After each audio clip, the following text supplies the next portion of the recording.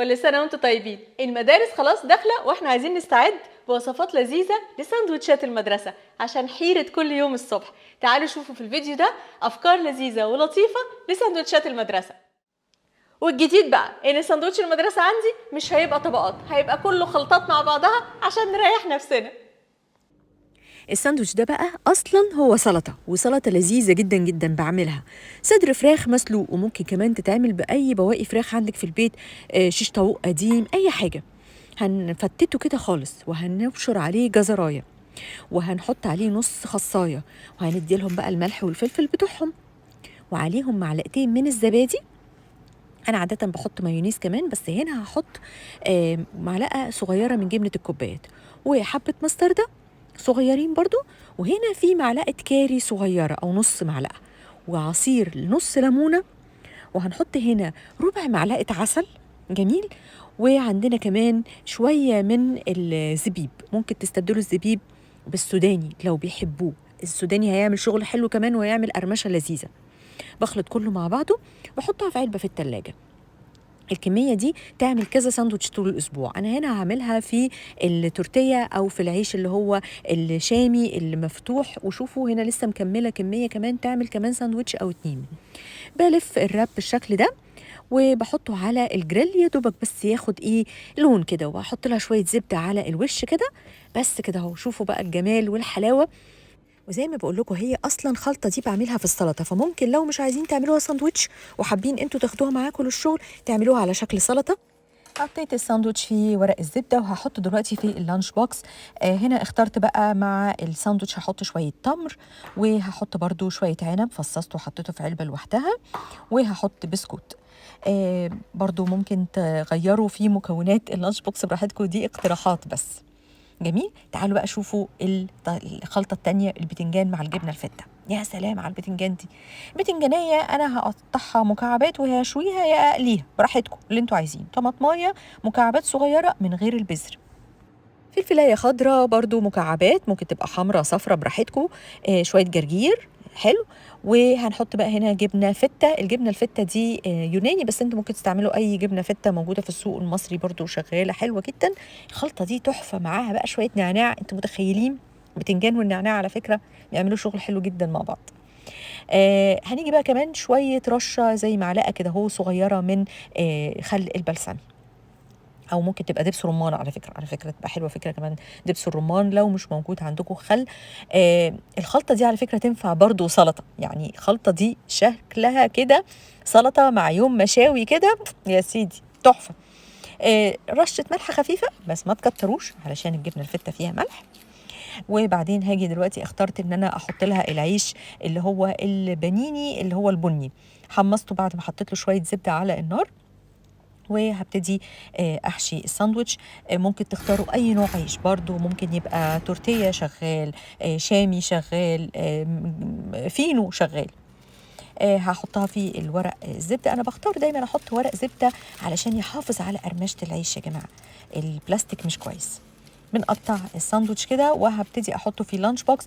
انا اخترت بقى مع الساندوتش ده احط علبه فيها مكسرات، اي نوع مكسرات، سوداني ممكن.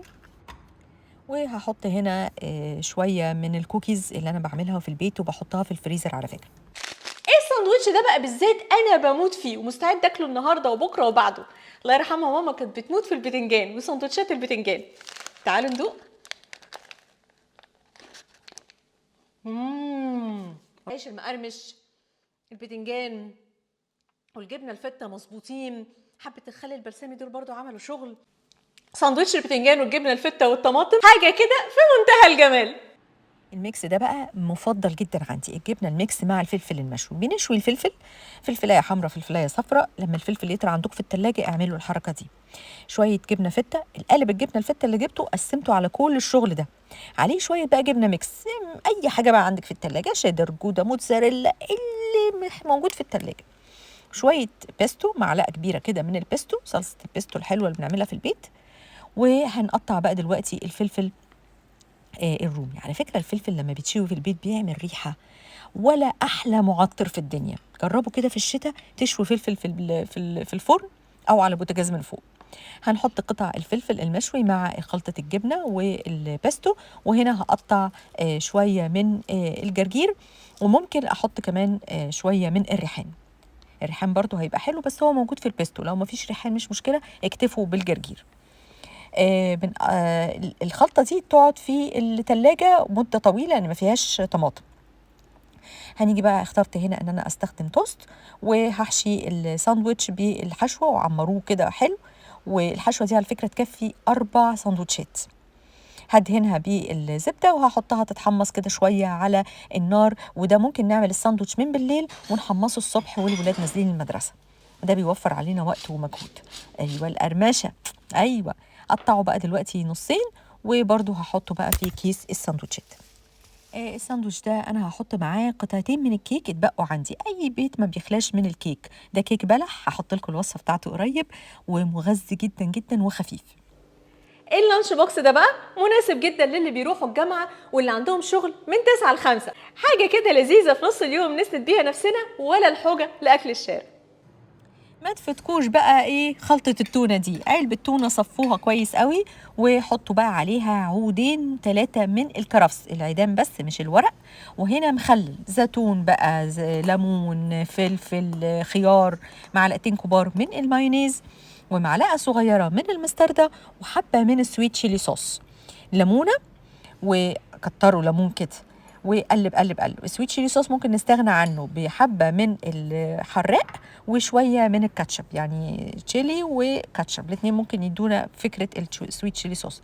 هنا هحشي الفينو، هحشي بس جزء واحد من الساندوتش، والجزء التاني هديله كده ايه حبه من الزبده عشان كده الساندوتش يبقى طعمه حلو. وهحط هنا طماطم، والطماطم ما تتحطش على الخلطه بتاعت التونه عشان الخلطه تقعد في التلاجة بطول وقت ممكن. موتزاريلا من فوق.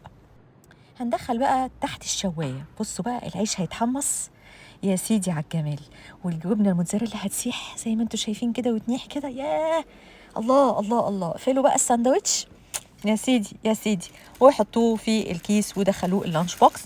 وبرده الخلطه معموله من بالليل، والساندوتش يا دوبك يتحط له الطماطم والموتزاريلا والبرويلر الصبح. هنا شويه ميني بيتزا برضو بعملها وبحطها في الفريزر من اول السنه الدراسيه، بعمل كميه وكل شويه ازود. وهنا شويه تمر، ريحته تحفه في منتهى الجمال.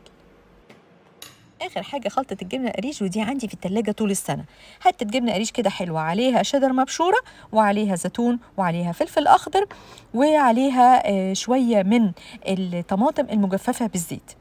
انا بجيبها الطماطم في نوع مصري اللي هو وادي فود، حلوه جدا، بحطها عندي في التلاجة، وبتنفع قوي مع خلطه الجبنه القريش دي عشان بتديها طعم، لان في ناس كتيره قوي ما بتحبش طعم الجبنه القريش. قلب قلب كويس، وبعدين هنحط شويه زيت زيتون، والخلطه دي تقعد في التلاجة مده طويله. هدهن التوست بالزبده وهحمصه الاول على النار، وبعدين هحشي الساندوتش بيه. برضو ينفع يتعمل بالتورتيه راب او بالعيش الفينو، ممكن يتعمل باي نوع من العيش اللي انتوا عايزينه، انا بس بقدم افكار. ايوه القرمشه.